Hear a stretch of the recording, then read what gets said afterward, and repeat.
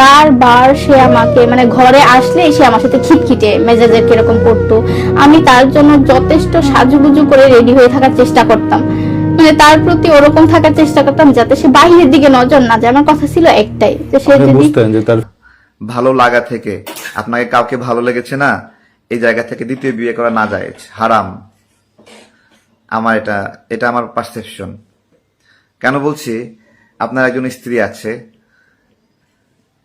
স্ত্রী আছে, এই অবস্থায় আপনি আর একজন নারীকে আপনার ভালো লাগছে।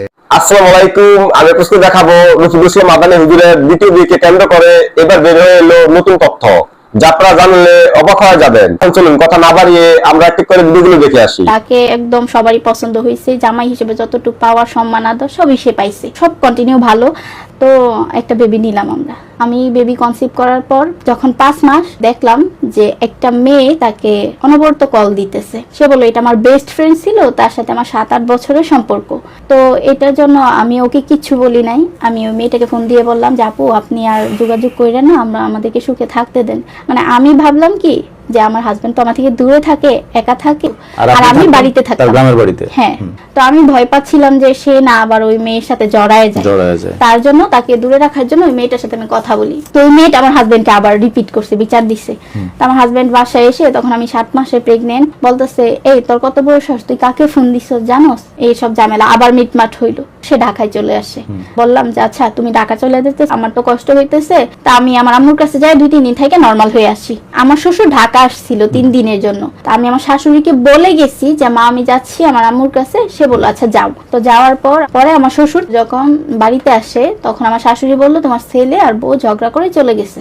তার সাথে ঝগড়া করে চলে গেছি, আমার শাশুড়ির সাথে আর কি। তো আমার শ্বশুর বলে দিল ক্লিয়ার যে বাড়ি থেকে যে গেছে সে যেন আমার বাড়িতে আর না আসে। আমি ওকে রিকোয়েস্ট করলাম যাই হয়েছে তুমি আমাকে তোমার কাছে নিয়ে যাও। তো সে আমাকে কথা মতো নিয়ে আসে। নিয়ে আসার পর সে সব সময় আমাকে বলতো যে নরমাল ডেলিভারি কিভাবে করা যায় ওইসব ভিডিও দেখবা, ওইসব খাবার খাবা। সে আমাকে আমার যা মন চাইতো ওইটা পর্যন্ত আইনা খাওয়াইতে পারে নাই।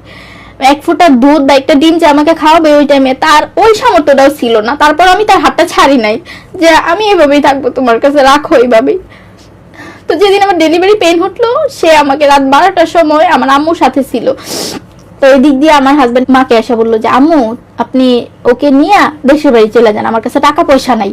আমি বললাম যে ওকে গলাটা ধরে জাস্ট ওই দিন সারা রাত আমি ওর গলা ধরে কান্না করছি যে তুমি আমাকে পাঠাইও না, আমার শক্তি নাই ডেলিভারি ব্যথাটা নিয়ে ময়মনসিংহ পর্যন্ত যাওয়ার। কিন্তু সে আমার কোনো কথাই শুনে নাই। সে আমাকে নিয়ে যায় রাত 12:30টার সময়, শুধু আমার আম্মুর সাথে ছিল, আমাকে গাড়িতে উঠায় দেয়। 7টা ঘন্টা আমি জার্নি করি গাড়িতে ব্যথা নিয়েই।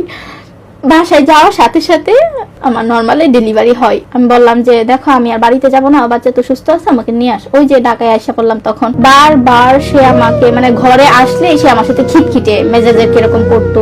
আমি তার জন্য যথেষ্ট সাজুগুজু করে রেডি হয়ে থাকার চেষ্টা করতাম, মানে তার প্রতি ওরকম থাকার চেষ্টা করতাম যাতে সে বাইরের দিকে নজর না যায়। আমার কথা ছিল একটাই যে সে যদি বুঝতেন যে তার ফিজিক্যালি নিডটা বেশি। হ্যাঁ, এটা বুঝতে পারতাম, কিন্তু এটা বুঝি নাই যে সে এটা বাড়ানোর ওষুধটা খায়। এটা আমি টের পাই নাই কখনো। খুবই কষ্ট হতো, আমি কান্নাকাটি করতাম বা মাঝে মাঝে ঝামেলাও করতাম যে তুমি বুঝার চেষ্টা করো। আমি যদি অসুস্থ থাকতাম তাকে বলতাম, বুঝাইয়া বলতাম যে দেখো আমাকে অন্তত আজকে রেহাই দাও, তুমি কালকে নিও, আজকে আমাকে মাফ করে দাও। সে তখনই কিন্তু আমাকে এইভাবে জাস্ট ধাক্কা দিয়ে সরাই দিত যে যা আমার কাছ থেকে দূর হও। আর গালিগালাজ করতো, বলতো যে শালার করে শালা তোরে আমি বিয়ে করছি কি জন্য। আমার বাচ্চাটাকে ঘুম পাড়াইতে দিত না, কোলেও নিতে দিত না, এমনকি সে নিজেও নিত না। আমি আমার এই অসুস্থ বাচ্চা নিয়ে নিচে যায় বাজার করে আনতাম, একা একা কোলে নিয়ে রান্না করতাম। তারপর সে ময়মনসিংহ গেছিল, আর ময়মনসিংহ তার পরকীয়া প্রেমিকার বাড়ি। আসার পর আর কি তার ফোনের লকটা পাল্টাই দিস। তো আমার ডাউট হলো তারা হয়তো কিছু করছে, তার জন্য লক দিয়ে রাখছে। তাকে বারবার বললাম লকটা খুলে দাও, সে আমাকে লক খুলে দিল না। না দেওয়াতে সে আরো আমাকে গালিগালাজ করতেছে, হাসি তামসা করতেছে, দিবে না। প্রশ্ন হলো, রফিকুল ইসলাম মাদানী সহ যারা বহু বিবাহ বিষয়ে অনেক বেশি প্রচারণা করছেন, তাদের কাছে জিজ্ঞাসা যে সালাত কায়েম করার জন্য, সালাত প্রচার করা, সালাত প্রতিষ্ঠা করার জন্য 82 বার আদেশ আছে। বহু বিবাহ প্রতিষ্ঠা করার জন্য কতবার আদেশ আছে? আমি জিজ্ঞাসা করছি, কিন্তু আদেশের কথা বলছি। অনুমতি এবং আদেশ কিন্তু এক জিনিস না। অনুমোদন এবং আদেশ কিন্তু জিনিস না, ঠিক আছে? কোরআনে বলা হয়েছে তোমরা একাধিক স্ত্রী গ্রহণ করতে পারবা। কয়টা পর্যন্ত? 4টা পর্যন্ত পারবা। এটা আদেশ না, এটা হলো অনুমোদন, এটা হুকুম না, এটা আপনাকে সুযোগ করে দেয়। এইরকম ভাবে আমি বুঝি 1 নাম্বার বিষয়। তাহলে যেটা যেটা অনুমোদন সেটাকে সেটা সেটাকে সেটাকে বহু বিবাহকে প্রতিষ্ঠা করার আপনার হলো নির্দেশ না, সেটা একটা জাস্ট অনুমোদন। কিন্তু রফিকুল ইসলাম মাদানী সহ যেই গোত্র এটা নিয়ে কাজ করছেন, তারা বহু বিবাহ প্রতিষ্ঠা করার জন্য কাজ করছেন। বিষয়টা এরকম যে সালাত যেরকম 82 বার প্রতিষ্ঠা করার জন্য কথা আছে, ওনারা সালাতের কথাও এতবার বলেন না, কিন্তু বহু বিবাহের কথা সারাক্ষণ বলেন। এটাকে ওনারা দাওয়াত হিসেবে নিয়েছেন, এটাকে তারা প্রতিষ্ঠা করার চেষ্টা হিসেবে নিয়েছেন। তো আমি এই বিষয়ে তাদেরকে অনুরোধ করি, জাস্ট আমি বুখারী শরীফ, তিরমিজি শরীফ, এই বিষয়গুলো আমার, মুসলিম শরীফ, সুনানে নাসাই, এই বিষয়ে আমার অনেকবার এগুলো আমার পড়া হয়েছে, 1 বার না 2 বার না, অনেকবার আমি পড়েছি। আমার বহুবিবাহ বিষয়ে ধারণা কি জানেন? যে আপনার হলো কি ধারণা, আচ্ছা আচ্ছা, ভালো লাগা থেকে দ্বিতীয় বিয়ে করা না জায়েজ। আমার ধারণা, ভালো লাগা থেকে, আপনাকে কাউকে ভালো লেগেছে না, এই জায়গা থেকে দ্বিতীয় বিয়ে করা না জায়েজ, হারাম। আমার এটা আমার পারসেপশন। কেন বলছি? আপনার একজন স্ত্রী আছে, এই অবস্থায় আপনি আর একজন নারীকে আপনার ভালো লাগছে এবং তাকে আপনি কেন্দ্র করে আবর্তিত হচ্ছেন, এই পুরো বিষয়টা তো না জায়েজ। আমি আবারও বলছি যে ভালো লাগাকে দ্বিতীয় বিয়ে করা হারাম। আমি যতটুকু হাদিস পড়েছি সেই হাদিসের বিষয় আমি বলতেছি। এবার আসেন, এটাও রফিকুল ইসলাম মাদানির লেখাগুলো একটা একটা করে পড়লে অনেকগুলো বিষয় আসবে। এর মধ্যে আরেকটা বিষয়, তার ওয়াইফ গর্ভবতী। তো একজন গর্ভবতী স্ত্রী, আমার স্ত্রী যখন গর্ভবতী ছিল তখনের কথা বলি, আমার স্ত্রী যখন গর্ভবতী ছিল তখন তার কত পেরেশানি, তার উপর কত কষ্ট, কত পীড়া, এই বিষয়টা অনেক ভয়ঙ্কর ছিল। সন্তান জন্মদানের কষ্ট আমরা শুধু চোখে দেখতে পারি, যে আমার ওয়াইফ কান্না করছে, আমার ওয়াইফ হাঁটতে পারছে না, আমার ওয়াইফ চলতে পারছে না, এটা দেখতে পারি। কিন্তু ভাই সত্য কথা, কষ্টটা তাদের ভিতরে এটা তারা অনুধাবন করে, আমরা পুরুষরা কোনোদিন অনুধাবন করতে পারবো না। এবং সেই সময় তার হাত মেসেজ করে দেওয়া, পা মেসেজ করে দেওয়া, পিঠ মেসেজ করে দেওয়া, হ্যাঁ, তারপরে মাথা মেসেজ করে দেওয়া, ঘাড় মেসেজ করে দেওয়া, এই বিষয়গুলো পুরুষদের স্বাভাবিক একটা দায়িত্ব থাকে এবং এই সেবাগুলো করতে হয়, এবং এই সবকিছু মিলে একটা সন্তান পৃথিবীতে আসে। তো রফিকুল ইসলাম মাদানী এমন একটা সময় বিবাহের কথা বলছে যখন তার স্ত্রী গর্ভবতী। আমি ছোট করে বলবো ভাই, আপনার জন্য যেই 3000 টাকা আমি জেলখানায় দিয়ে আসছিলাম, আমার আফসোস লাগছে যে এইরকম একটা নরপিশাচের জন্য 3000 টাকা দিয়ে আসছি, যার স্ত্রী গর্ভবতী এবং সে অবস্থায় সে আরেকটা বিয়ে করছে। তার স্ত্রী হার্ট অ্যাটাক করতে পারে, তার স্ত্রী দম বন্ধ হয়ে যেতে পারে, শ্বাসকষ্টে মারা যেতে পারে। আপনি একটা জুলুমের কাজ করেছেন। আমি আবারও বলছি, আমি যতটুকু হাদিস পড়েছি ভাই, আমি বুখারী শরীফ ভাই একাধিকবার পড়েছি, পুরাটা ফার্স্ট থেকে লাস্ট পর্যন্ত। মুসলিম শরীফ পড়েছি, তিরমিজি শরীফ পড়েছি, আরো অনেক হাদিস। আমার হাদিস বিষয়ে অনেক পড়াশোনা, আমার বাসায়, আমার অফিসিয়াল লাইব্রেরি, সেখানে আপনারা যদি কখনো আসার সুযোগ হয়, সেখানে সবগুলো হাদিস আপনারা পাবেন। আমি পড়ি এটা। আমি কেন পড়ি? আমি শিখি এখান থেকে। শুধু আমি পড়ি, আমি বাইবেল, আমার কাছে বাইবেলের সংগ্রহ আছে, আমার কাছে বুদ্ধের বইও আছে। আমি পড়ি এটা, আমার জানতে হয়। আমি শেখার চেষ্টা করি। হ্যাঁ, ভালো লাগা থেকে দ্বিতীয় বিয়ে করা হারাম। আমি আবারও বলছি, এটা করতে পারবেন না। এবার আসেন, দ্বিতীয় বিবাহ করার ক্ষেত্রে আদেশ করা হয়নি।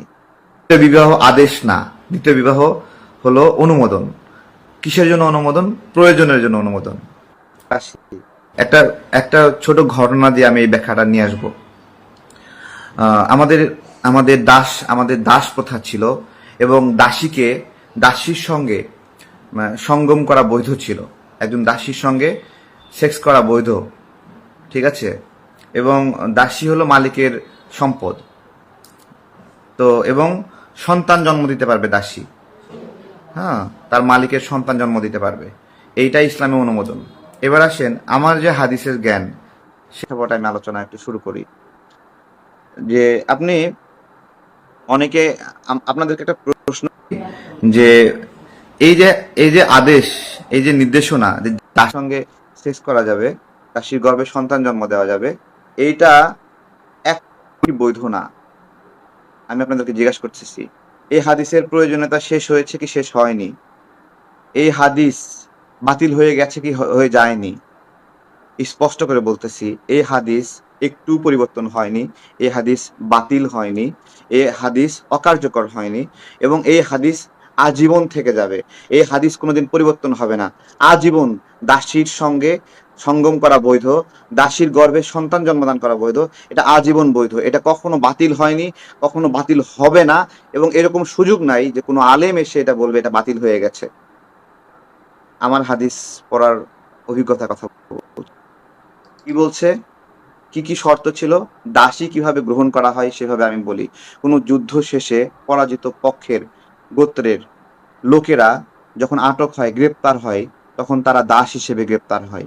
তাদেরকে হাটে বাজারে কেনা বেচা হতো, এবং সেইটা কেউ কিনে নিত। যে যে দাসকে বা দাসীকে কিনতো সে তার মালিক হয়ে যেত।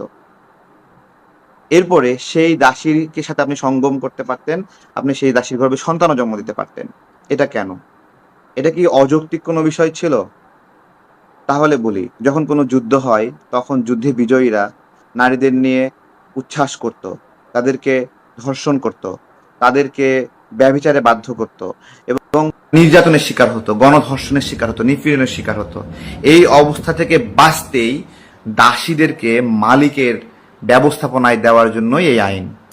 আমার যে হাদিসের ব্যাখ্যা আমি যতটুকু পড়েছি, এবং এটাকে কিসের জন্য, ওই পরাজিত গোত্রের নারীরাও যেন সুরক্ষিত থাকে, তাদের সুরক্ষার জন্য একজন নির্দিষ্ট মালিকের আওতায় তাকে দিয়ে দেওয়া হয়, তার জীবন তার কাছে হলো দিয়ে দেওয়া হয়। বিষয়টা এরকম যে সে যেন সেখানে সুরক্ষিত থাকে।